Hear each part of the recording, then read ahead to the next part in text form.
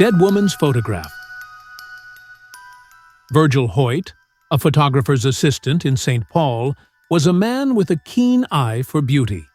He'd explored the rugged landscapes of the West and the wild north of Canada, learning to speak several Native American languages and navigate treacherous rapids in a canoe. He was a man of action, not a dreamer, skilled in fighting, shooting, and swimming, able to spend a whole day on horseback without needing to rest. Wherever he went, his trusty camera was always by his side.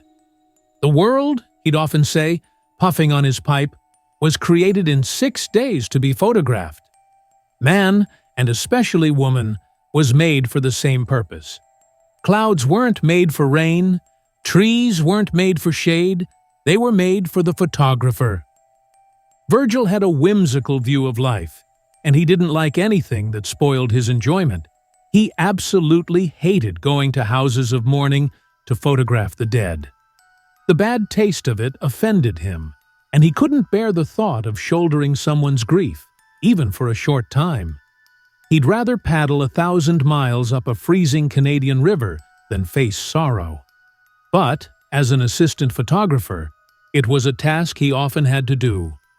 One day he was called to the home of a wealthy Jewish family in St. Paul to photograph the recently deceased mother. He was annoyed, but he went. He was taken to the front parlor, where the woman lay in her coffin. There was a buzz of activity in the room, a lively discussion going on, but Virgil didn't pay any attention. The daughter wanted the coffin turned on end so the camera could get a better angle, but Virgil assured her he could take the photo from the side, making it look like the woman was looking directly at the camera. He was left alone with the deceased. The woman's face was strong and striking, a typical Jewish matron's face. Virgil admired it, thinking she must have been a woman who got her own way. There was a loose strand of hair, so he gently pushed it back. A rosebud was sticking out awkwardly, spoiling the line of her chin, so he broke it off. He remembered these details later, as well as the feeling of his hand on her bare face, touching it a few times. He took the photographs and left the house. He was very busy at the time, and several days passed before he could develop the plates. He pulled them out of the bath, where they'd been soaking with other plates, and got to work. There were 3 plates, a precaution in case anything went wrong. They developed well, but, as they did, Virgil noticed something strange in the photos that hadn't been there when he took them. He didn't like mysteries, considered them disagreeable, so he only made a few prints and hid them away. He hoped some kind of miracle would prevent him from having to explain the strange occurrence. But, as life is so often full of surprises, his employer asked him what had become of those photos. Virgil tried to avoid the question, but there was no escape. He had to show his employer the prints. The older man stared at them for a long time. "Hoyt," he said at last, "you're a young man, and I suppose you've never seen anything like this before. But I have. Not exactly the same thing, but I've come across similar things several times since I started in this business. I'm telling you, there are things in heaven and earth that are beyond our wildest imaginations." "Oh, I know all that nonsense," Virgil interrupted. "But when something strange happens, I want to know why and how it happened." "All right," said his employer. "Then why don't you explain why and how the sun rises?"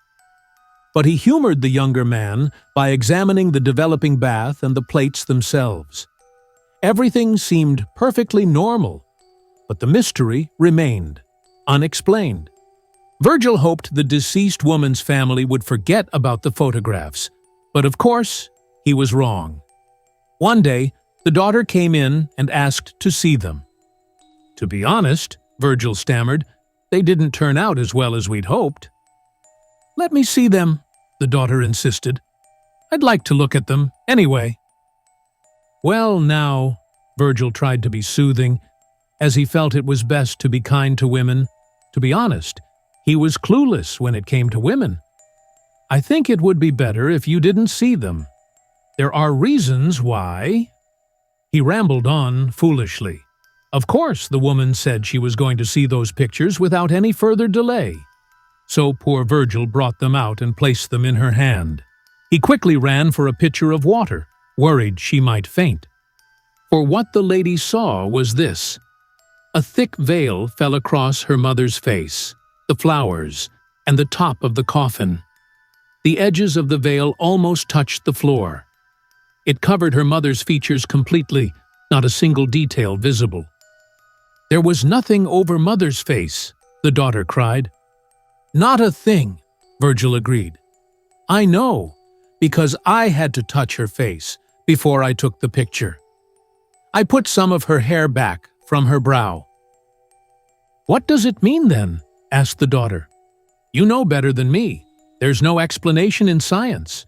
Maybe there's something in psychology." "Well," the daughter said, her voice trembling, "Mother was a good woman, but she always wanted her own way, and she always got it." "Yes?" Virgil asked. "And she never wanted her picture taken. She didn't like looking at herself. She said nobody should ever see a picture of her." "So?" said Virgil thoughtfully. "Well, she's kept her word, hasn't she?" They stood looking at the photos for a moment. Then Virgil pointed to the fire in the grate. "Throw them in," he commanded. "Don't let your father see them. Don't keep them yourself. They're not good things to keep." "That's true enough," the daughter said slowly, and threw the photographs into the fire. Then Virgil brought out the plates and broke them in front of her. And that was the end of it, except that Virgil sometimes told the story to those who sat beside him with a lighted pipe. The end. If you like the story, hit that like button and subscribe for more videos. Let me know your thoughts in the comments below. Was there anything that surprised you? Who's your favorite character in the story? I can't wait to hear your thoughts.